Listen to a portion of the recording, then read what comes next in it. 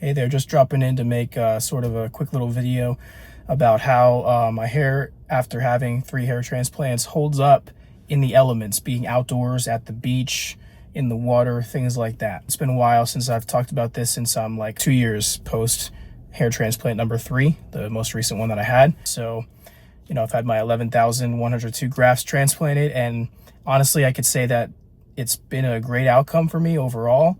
Obviously, the biggest concern that I've always had with hair transplanted hair, and that anybody who has a hair transplant has to be aware of, is that, you know, it's going to be thinner and lower density than your original hair. So there are situations and there are elements in which, you know, that's going to be visible. Like you're going to know it because you know your hair better than anybody else does. But that's the thing. Most other people aren't noticing what you're noticing. So if you've had hair transplants, you're going to notice that it's thinner, you're going to notice that it's lower density, but trust me, 99% of other people out there are not going to know, because they're not hyper analyzing your head and your hair the way that we are, who have had hair transplants and care about this so much.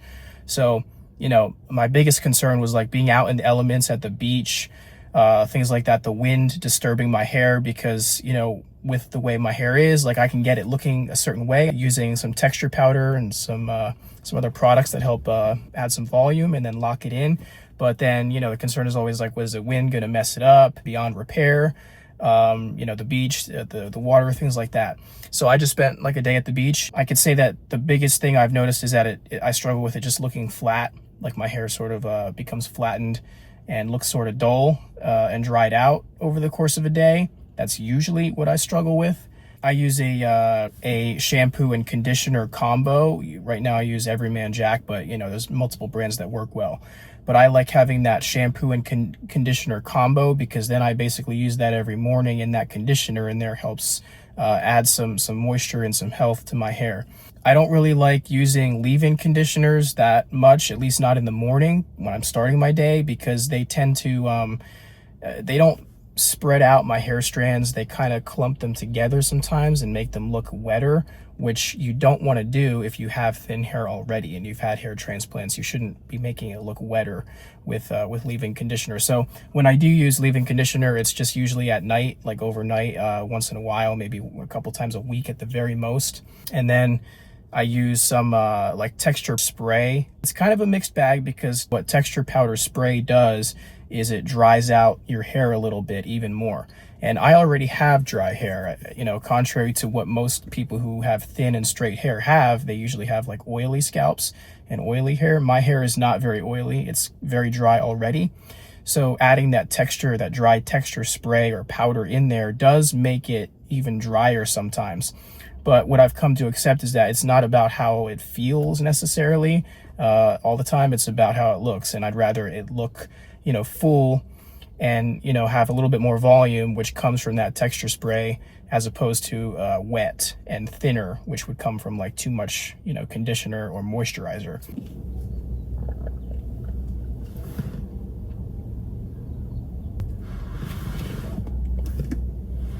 And at this length it's at right now, just because I had buzzed my hair a few months ago, and it's been a slow growing it out over the months. I do plan to just grow it a little bit longer, so it has a little bit more volume. That way I can play with it more and sort of lock it in with that dry texture spray.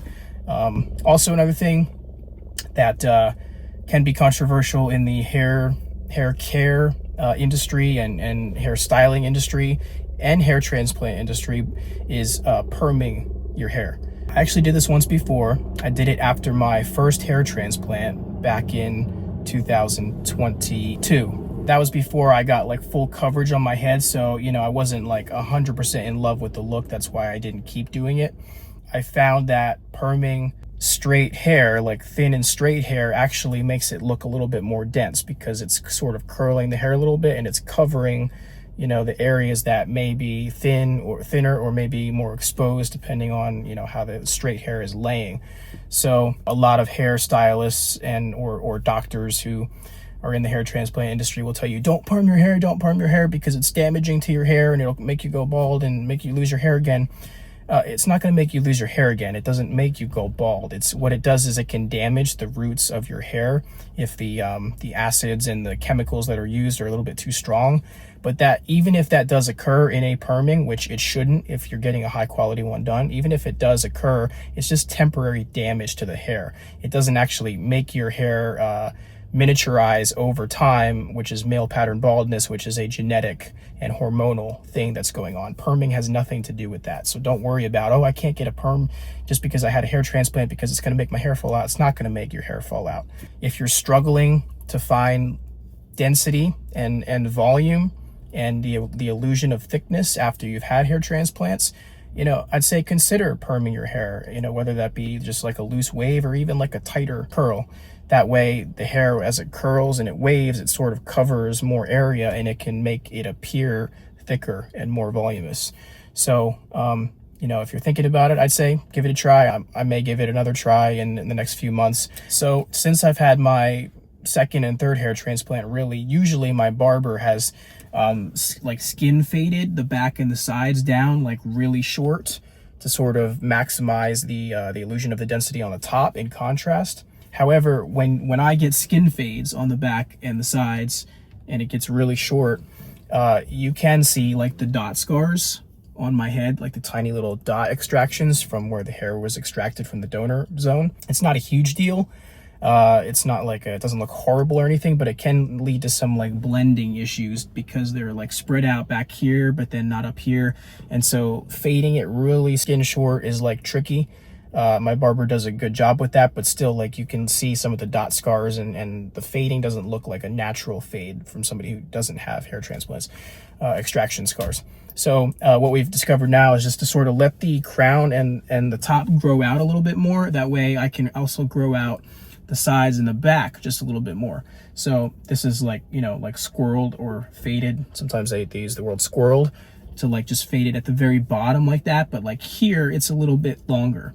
And on the sides, it's a little bit longer because it hides the extraction scars and you really can't see them at all. I should say there are multiple products. I've tried the dry texture powder, which is like like you press the button and it shoots the powder out from different manufacturers. I've tried a different couple of ones. However, I found that can sort of be clumpy and it can clump the hair together too much wherever you spray it.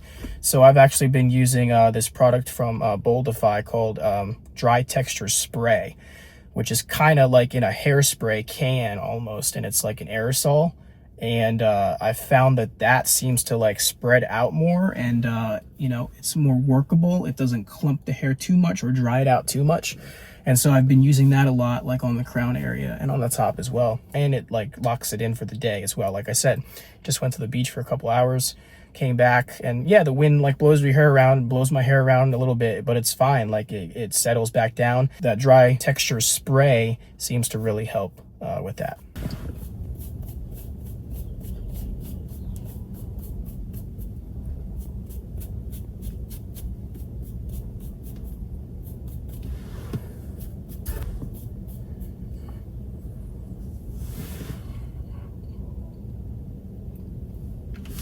All right, that's it for now. Just checking in, quick little update, you know, focusing on life, not focusing so much on the hair transplants constantly anymore. So I'll continue to make videos whenever I have time and whenever there's something specific I want to talk about. So take care.